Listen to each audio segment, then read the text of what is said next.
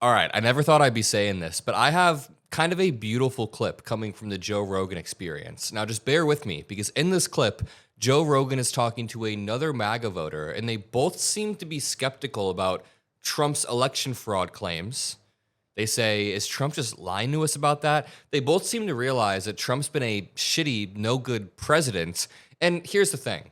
They realize this a little bit too late. Joe Rogan seems to now have these weekly realizations that, oh wait, the guy I voted for does want to deport absolutely everybody. Oh wait, the guy I voted for does want to attack the media, institutions, and basically every single check that we have in our system.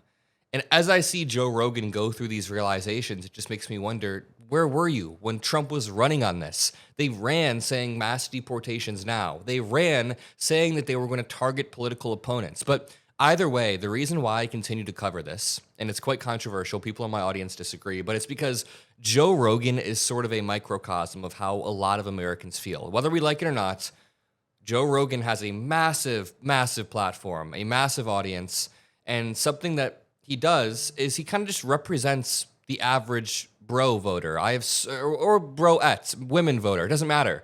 I have so many friends that I went to college with or high school with that just casually listen to Joe Rogan, both guys and girls, not because of politics or anything, but just because that's who they listen to. So we need to understand where the average person is. And this is a really good clip. In this clip, Joe Rogan and another MAGA voter, Dave Smith, discuss how Trump was acting kind of weird and dodgy about the stolen election stuff. So the first clip is going to show you Joe Rogan talking to Dave Smith, and then it'll cut to Joe Rogan's interview with Donald Trump that happened a few months ago. So check this out and tell me for yourself if Trump seems to know anything about a stolen election. By the way, make sure you're subscribed to the Adam Mockler feed.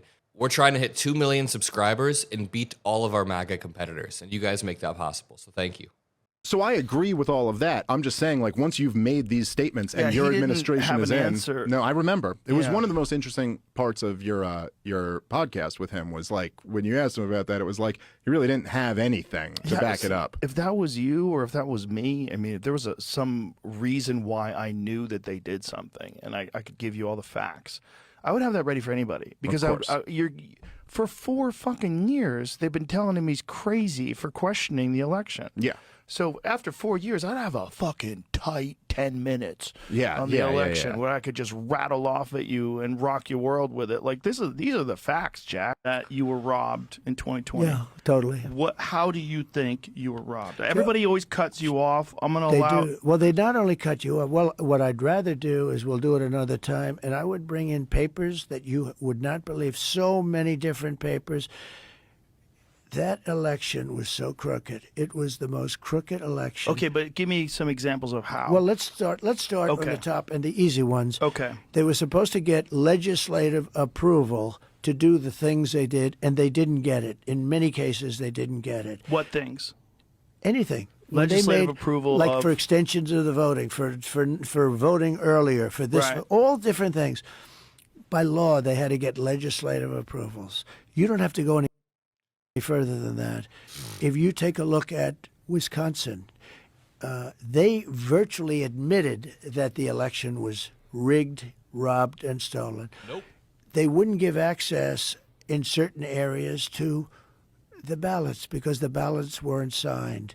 They weren't originals. We could go into this stuff. We could go into the ballots or we could go into the overall. I'll give you another one. Are you going to present this ever? Are you going to present this ever? And Trump goes, I mean, we could get into it. We could get into all of it, but I don't want to right now. It's funny because then Joe Rogan, a few months later, seems to really realize, you've been talking about this for years. You should be able to bring up the facts. I knew that they did something, and I could give you all the facts. I would have that ready for anybody because for 4 fucking years, they've been telling him he's crazy for questioning the election. Yeah.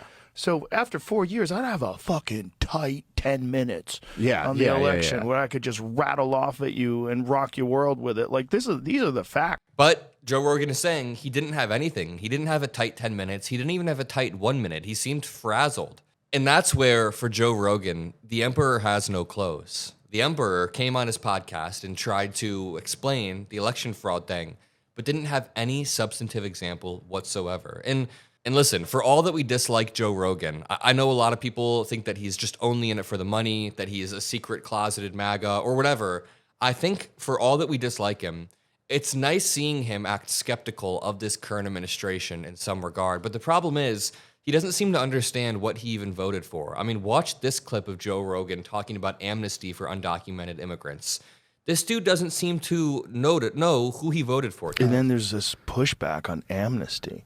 People have this crazy pushback. Like, if someone's been here for 20 years, they've been working on a farm, and they're good people, and they've established a family here, let's figure out a pathway to amnesty. And then there's the hard right pushback. They're like, fuck you.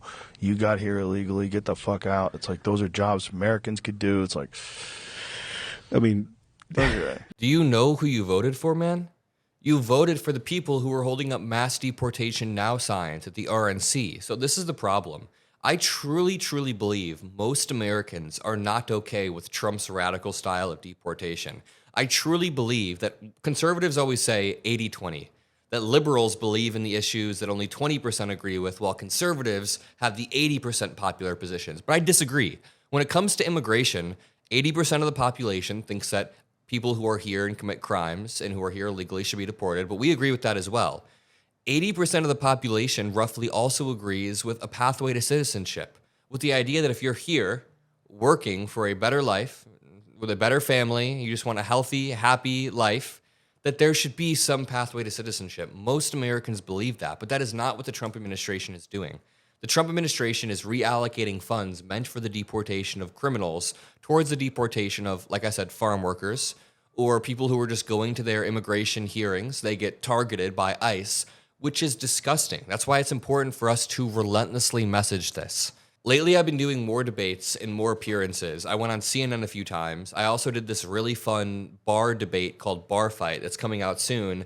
But in an ideal reality, we continue to work our way up the ranks, and I'm able to go, maybe not exactly on the Joe Rogan Experience, but there are 100 shows like it of people who are vaguely right-wing, but they're also just kind of confused on who to believe. And then from there, I get to go and poke and prod and say, listen, are you okay with the administration deporting people who just want a better life? And they'd say, no, of course not.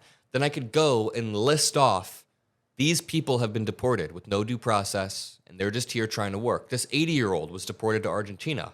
Real story. This 56-year-old was deported and their family didn't know. These things actually happen. So we can go through example by example and explain it to people, but this does require a little bit of grace. I will always maintain that you should never have grace for Nazis or bigots or terrible people, but when we're trying to win back power, as Maxwell Frost said at our Omaha event, this happens through addition, not through subtraction. If we're going out there and screaming at every Joe Rogan fan and saying that we don't want you, that the Democratic Party doesn't want you, that stay with the Republicans because you're a fascist Joe Rogan fan, we're just going to alienate people. There needs to be a little bit of grace for people who maybe are confused, even if we don't agree with them and how they voted. So I'm going to leave it there. If you appreciate these videos, if you like our message, if you like what we're trying to do, which is win back power in the midterms, then join the Adam Mockler feed below. I'll see you on the next video. Peace out.